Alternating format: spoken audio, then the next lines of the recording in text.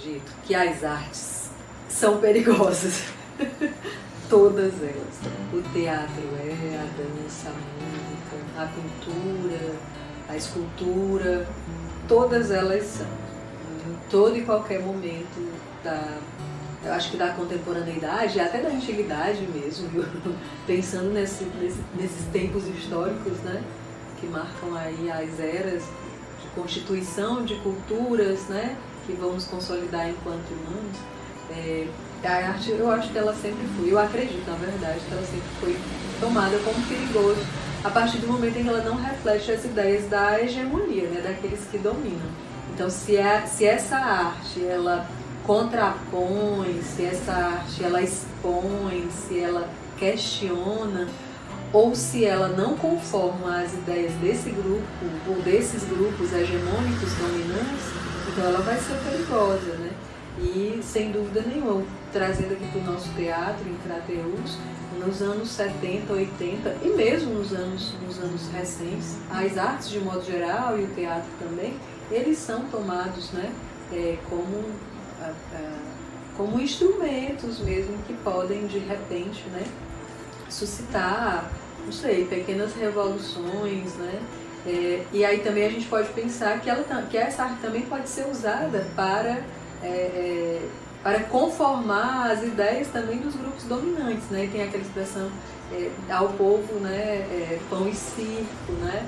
Então, e várias outras, a gente pode trazer nomes, né, que foram usados por ditadores ou por outros, né, em regimes totalitários, que a arte foi usada como ferramenta, como mecanismo ali de alienação.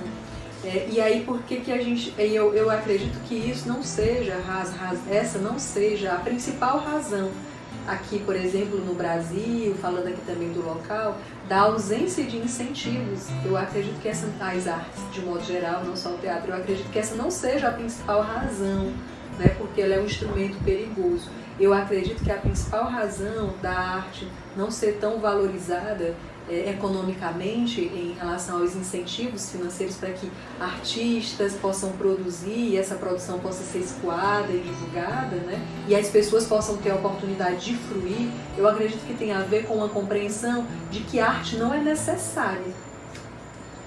E aí por que ela não é necessária? Porque ela não é compreendida como um direito que o sujeito tem de expressar-se, seja a partir da produção da sua arte, daquilo que ele encontra como manifestação de ser e de estar no mundo, né? Que para ele é como ele consegue compreender a sua existência e dar sentido à sua existência, ou para o outro, que se encontra, ou que se questiona, ou que se aproxima a partir do ver, ouvir, sentir aquilo que está produzido, né? Então a nossa sociedade não compreende a arte como um direito como outro qualquer, como o de estudar, o de comer. Então a nossa sociedade não tem essa compreensão de que a arte é necessária para a constituição e construção da humanidade, né? Nós não nascemos humanos, nós vamos nos constituindo humanos, né? A partir das relações afetivas, a partir dessa construção, né, de culturas, né, que existem dos valores, normas e regras. E a arte, ela é um elemento fundamental nessa constituição, de se tornar humano, de se tornar gente, né? Então, a minha perspectiva da desvalorização da arte do artista passa por essa compreensão que nossa sociedade tem, que a arte não é necessária. E ela não é jovem, ela é muito antiga, né? Está incrustado na nossa cultura, nessa tradição que a gente traz, né, da nossa própria colonização. Eu acredito que é isso. Mas a arte é necessária, ela é urgente, nós precisamos o tempo todo de nos expressarmos artisticamente, na palavra, no gesto, na palavra escrita falada, né, nas artes gráficas, nas artes digitais, né, e tantas outras manifestações, né. Então nós sempre necessitamos, olha as pinturas rupestres, né, são manifestações, né, que nos constroem. Eu fico feliz que quando a gente está trabalhando na entrevista, as perguntas que eu vou fazendo e você vai jogando as respostas, elas acabam puxando para outras perguntas que eu já havia preparado previamente. Eu fico feliz porque isso é sinal de que a gente está, pelo menos, sintonizado. Isso é muito bom. Isso, para mim, isso reflete que eu entendi um pouco a sua proposta nos dois textos e está havendo sintonia. Isso é muito bom. Então, eu já vou partir para outra pergunta, que se refere justamente a isso. Você fala que a arte, ela humaniza. Você cita, se eu não me engano, Villemar, acho que é um dos teóricos. E você fala que o teatro humaniza, ele serve também para isso, ele serve para humanizar. Aí quando eu estava tentando elaborar as perguntas, eu fiquei me perguntando que nós, para nos enxergarmos como humanos e nos definirmos como tal, a gente precisa se conhecer, né? E fazendo uma espécie de trocadilho na minha cabeça, que eu nem sei se eu posso chamar de trocadilho, eu fiquei pensando, bom, teatro, a fama do teatro vem da Grécia, né? Que já tinha também aquela função de satirizar, de criticar, de pôr o povo para pensar e refletir sobre determinados assuntos, que geralmente eram políticos, mas eles usavam máscara. Então eles entravam no personagem. Então... literalmente. Eles entravam no personagem. Então, como o ato de se mascarar me possibilita me reconhecer como humano? Isso ficou na minha cabeça. E eu queria que tu me ajudasse a entender isso. Como é que o teatro, dentro do ato em si, digamos, dentro da peça teatral em si, da arte teatral em si, ao entrar dentro de um personagem, como eu posso me conhecer como humano? É uma pergunta bem capciosa, né? Eu não sei se eu sei responder. E eu espero que eu não saiba mesmo. O Augusto Boal, ele diz em uma das suas obras, ele diz assim, que o teatro é a arte de se ver sendo. Então eu vejo o outro sendo e me vejo no outro. Eu acho que não foi isso que você perguntou, tem a ver, a sua pergunta tem mais a ver com o próprio, eu entendi, com o próprio ator, como é que ele pode ser outros, né? Que processos ele cria para se autoconhecer e para ser outros, né? Eu não sei essa resposta, mas eu gosto muito dessa perspectiva que o Boal nos apresenta, do teatro ser uma arte de ver a vida acontecer, né? Acho que cada sujeito vai ter uma construção de respostas diferentes, né, para essa pergunta que você faz. Em algum momento, eu gostava muito de estar em cena, porque eu gostava dessa possibilidade de poder me expressar ou expressar alguma das minhas características e hiperbolizá-las em personagens. Depois de um tempo, isso passou a me incomodar muito profundamente, que eu não gostei mais de estar em cena. Eu gostava mais de estar nas coxias, na produção. Exatamente porque eu já não sentia mais que eu estava dando conta com honestidade dessas hiperbolizações. Então, horas eu sentia que era eu mesma que estava em cena e não as personagens, né, que eu deveria construir. E isso foi me tirando desse espaço-tempo e não sinto nenhum desconforto em falar sobre isso e nem sinto desconforto de ter saído, né? É muito natural e também que acredito também que é muito um processo de encontro, né? De você encontrar.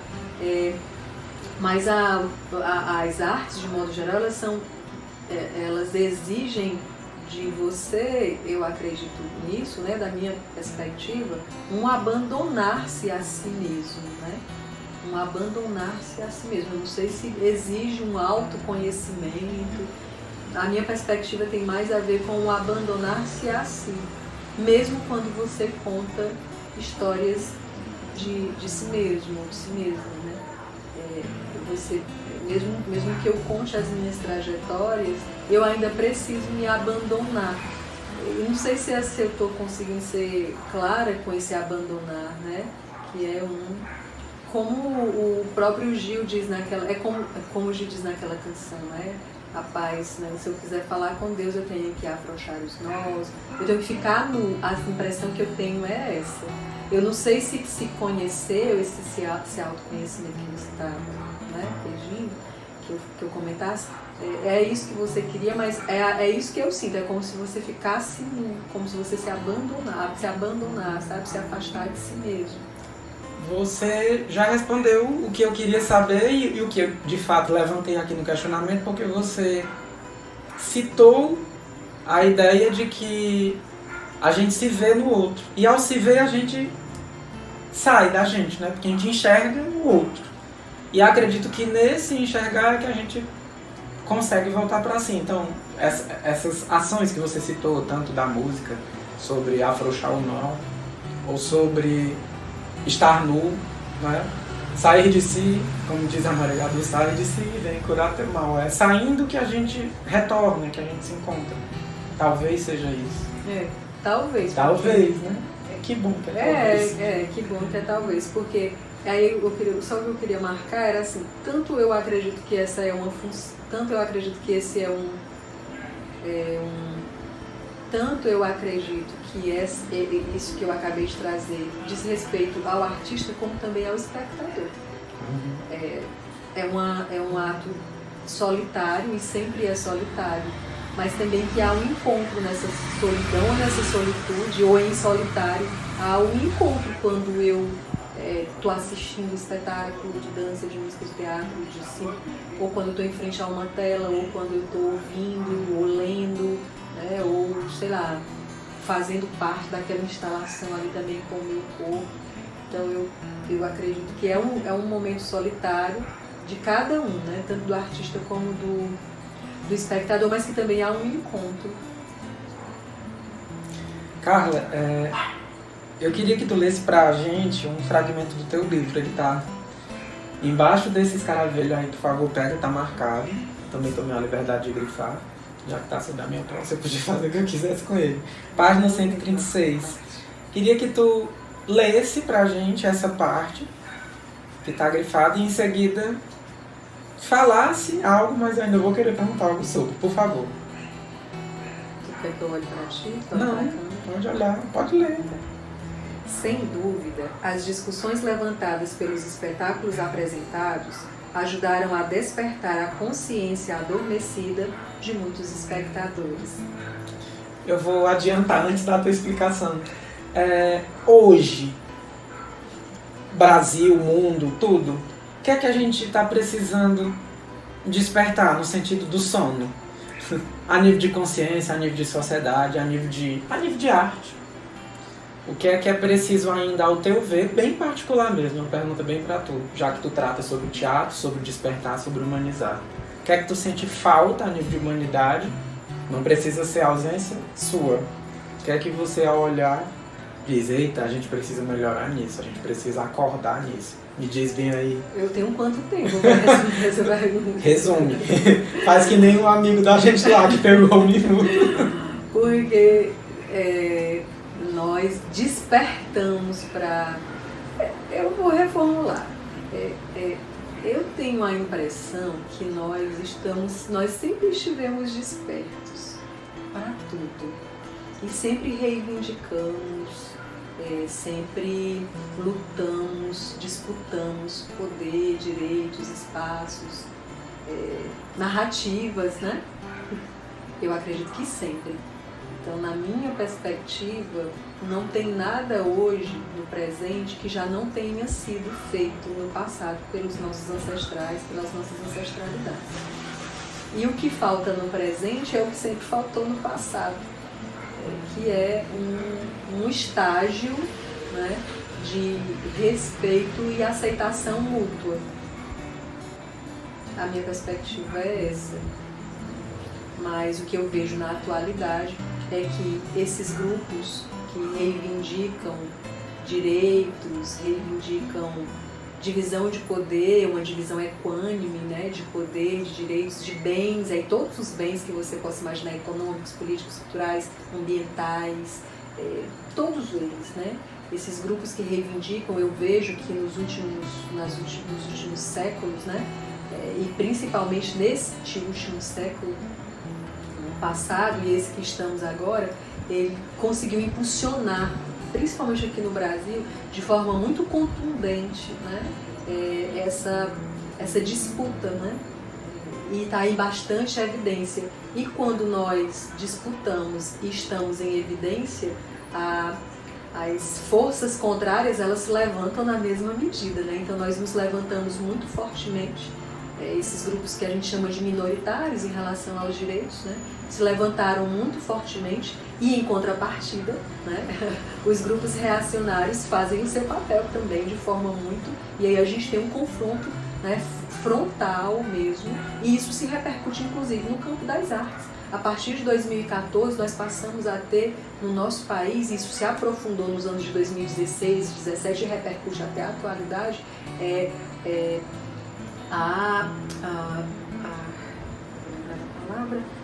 aconteceu uma criminalização de peças de teatro, de artistas, né? Inclusive com coisas muito parecidas do que acontecia na ditadura militar, com censura prévia, inclusive, né? Artistas que questionam essa lógica branca, heterossexual, patriarcal, né? Econômica, né? Da raça, do gênero. Então, espetáculos de teatro que questionam essa lógica, espetáculos de dança, música, cinema, artes visuais, instalações que questionam e problematizam essa lógica eurocêntrica, eurocentrada, né?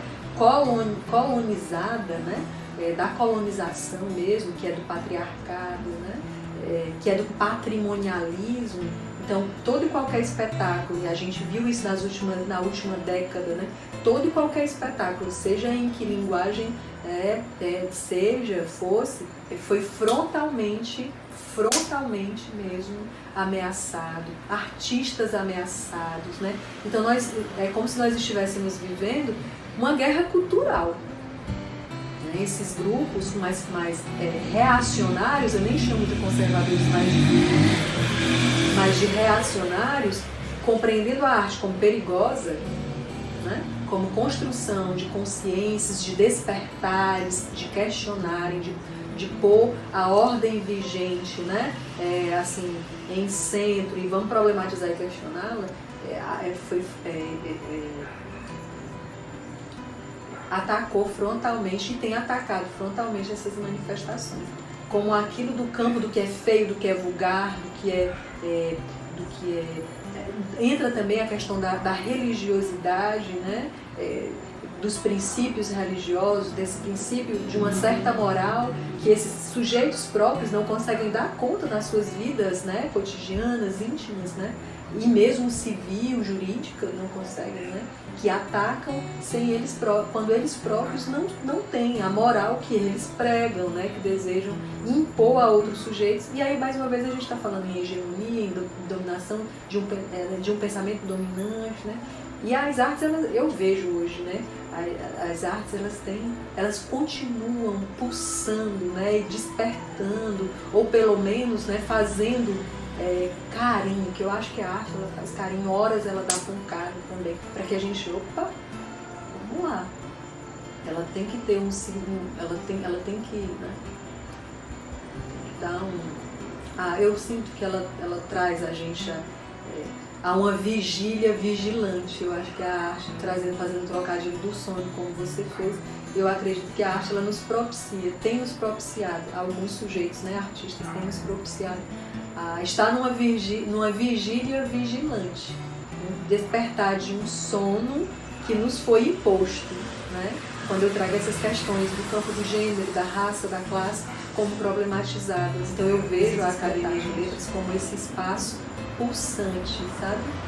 Que pode pulsar os sujeitos, que pode impulsionar outras formas de pensar o livro, a leitura e a literatura. E aí, por que eu falo isso, né? Porque a nossa compreensão, e porque nós fomos formados assim, é que esse espaço do livro, da leitura, da literatura, está reservado a determinados sujeitos, de determinadas classes, de determinado sexo e de determinada cor. E a Academia de Letras, com a sua diversidade, que de muitas formas é uma mini-sociedade que representa um todo, né? É um universo que representa, né, o macro-universo que representa a sociedade.